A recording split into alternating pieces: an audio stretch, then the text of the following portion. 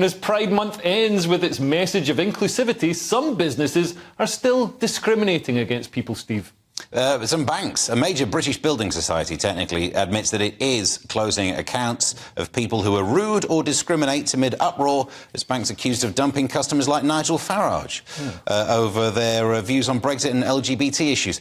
Well, it's almost as if when you read the story, there are other stories in there of people who've had their accounts cancelled who actually might be a more worrying story, because we don't know whether it's Nigel's views or the fact that the EU marks him out as a politically exposed person. Yeah. And if so, then banks have, who knows, there's a whole thing to dig into. Isn't a politically exposed person just anybody involved in politics? The tricky thing, yeah, that's the problem with the definition, it's so vague. But the bigger worry is like the story of a bloke who gets in touch with his building society, asks why there were so many pride flags and gets their account cancelled. Yeah. That person is not politically exposed. That is more of a worry. But I will say about the Nigel Farage thing, I don't think, even if you disagree with everything he's ever said, surely you don't want him to lose a bank. You don't win the argument by going, oh, well, at least now he has to use a Swiss bank. Yeah. There's no win there. And I don't think loads of people think it's a win. Some people on Twitter think it's funny. Maybe if small people think it's good. But my word, they're the vocal ones. I mean, mainly, it seems to be horrifyingly authoritarian, Nick. Yeah, it's horrific. And the bank, well, the Building Society here talks about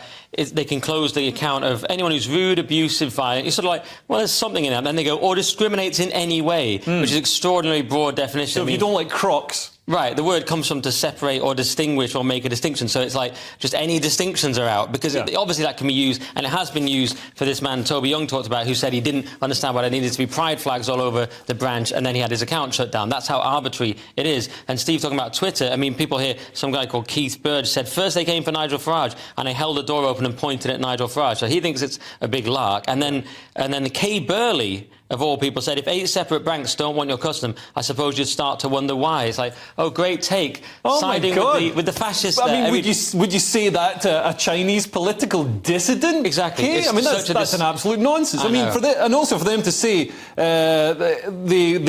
they'll refuse custom to somebody who discriminates, that in itself is discriminating. So they should shut their own bank. Shut their own bank down. Yeah, that would solve the problem somehow, wouldn't it? But it still feels like it's not the battleground that's worth winning.